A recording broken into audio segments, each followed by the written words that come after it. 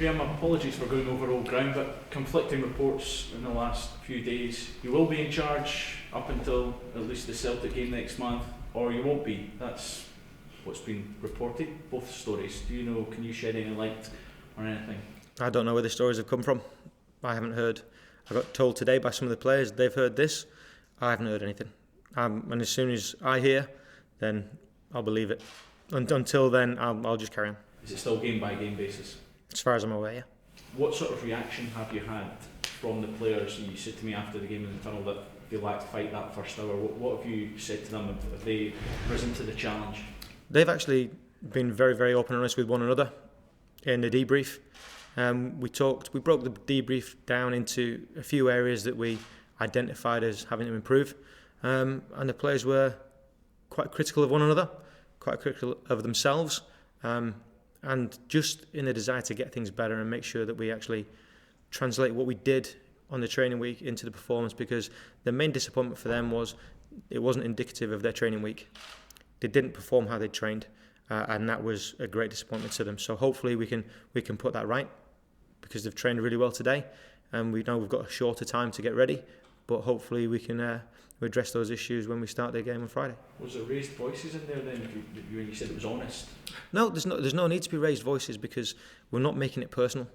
We're not making it about dislike of personal people. We're not making it dislike of me and you. It's things that we want to see better done on a football pitch, and it's always professional and always to try and get the right response, which is make the football team better and take the club in the right direction. Did you learn more about yourself and maybe the style you want to play, or the tweaks that you try to put in place? I learned a lot about what the players need, because I spent the walk from the dugout to the dressing room at half time trying to get rid of any negativity that was in my head about the first half, trying to give them what they needed for the second half. And I think that the players did that themselves very well as well. And I thought they saw in the second half a level of intensity that we need to play at. And obviously we want to start that way on Friday. Maybe we get too involved in tactics and how you set up, but did you feel that it was the right way to play, and will you think about changing it this week against? We've had a real good discourse with the midfield players and the forward players today about shape and structure. As far as I see it and as far as they see it, the pattern and the style should stay the same. Numbers shouldn't really matter a difference. All that I'm looking to do is make sure that when we don't have the ball, we have a really good structure behind the ball so we can go and get the ball back. But I want to give over to the players the freedom to go and express themselves on the football when they get the ball at their feet, the runs that they want to make, and the way they complement one another in possession. So it's my job, as I see it, to give them that freedom. Without the ball, then it becomes more about structure and formation. So just so that we have a cohesive way to go and actually get the ball back. Graeme, last week you were very complimentary about the level of communication and help you'd had from boardroom level. What level of communication have you had this week? It's been even better, I would say, with the same message. It's been purely what can we do to help. So once again, I'm grateful for that. They've not put any timescale or any pressure on me. The only communication I've had from all members of the board is keep doing what you're doing. Can we help you at all? So that's been great for me. What's your own mindset? Does there become a point where you perhaps ask what sort of timescale there will be, or are you completely content to just go week to week?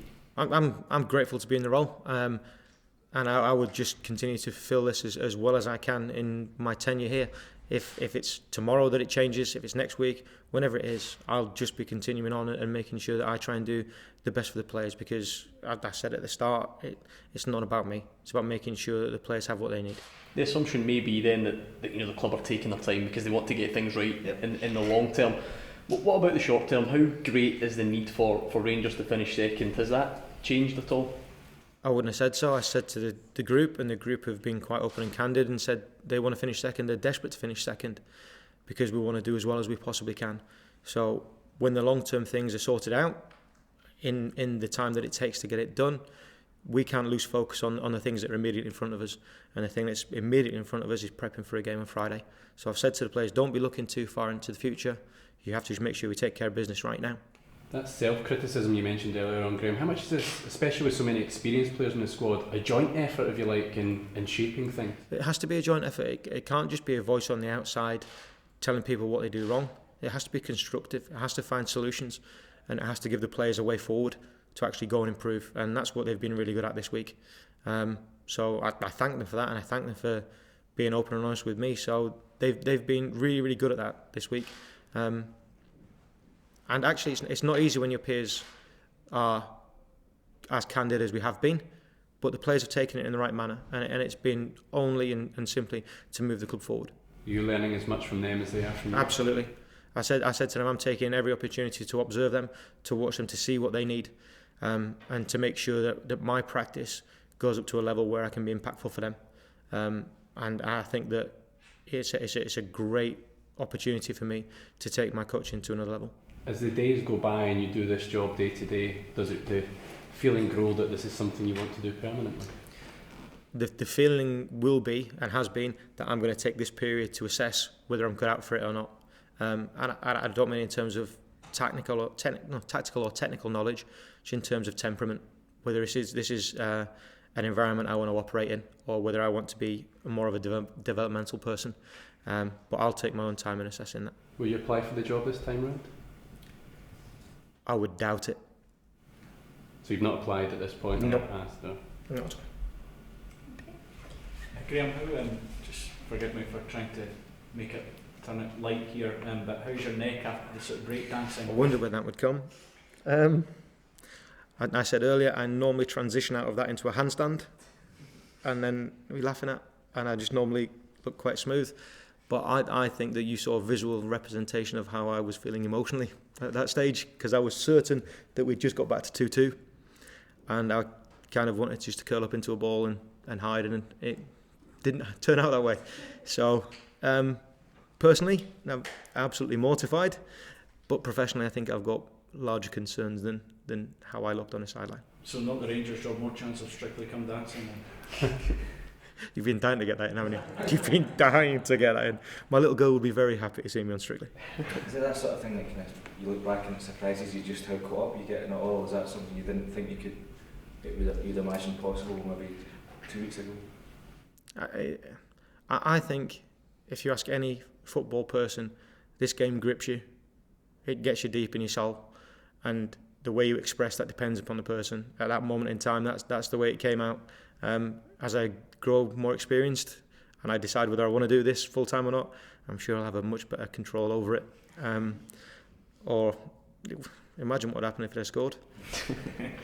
Better ask you about Inverness just quickly, and how tough will it be going up there, another away game as well, where Rangers struggled a wee bit away from home this season? I think Inverness are going to look at the success Dundee have had in terms of their intensity and their desire and their hunger to get about us, and we have to deal with that. So it can't be a surprise to us that it's going to be difficult, it's going to be hard, it's going to be high intensity. We have to make sure that we are better at the start than we were against Dundee, and if we show the commitment and the energy levels we showed in the second half, then we can go and get a positive result. Any team use at all? Nope. Is John Terrell fit? No, he was John trained today, so he's fit for selection. How far away is Nico Crancher? He's been running the last week or so. I was just asked that next door. I couldn't give you a return date, and I wouldn't want to in case I get it wrong. So I don't want to put any pressure on Nico or the medical staff. We'll have to get a closer date when he gets closer to actually being on the football pitch, if that's all right. Clint Hill still struggling? Was it concussion or dizziness or something? The medical staff are looking at it as a whiplash kind injury because of the mechanism of the injury. So we're just taking it day by day with him and making sure that we don't rush him and making sure that we do everything medically that's sound and ethical, and we make sure that we take care of him. No balls back? Yes. Clint Hill feature this week then, or you expect him to be out? I would expect him to be out.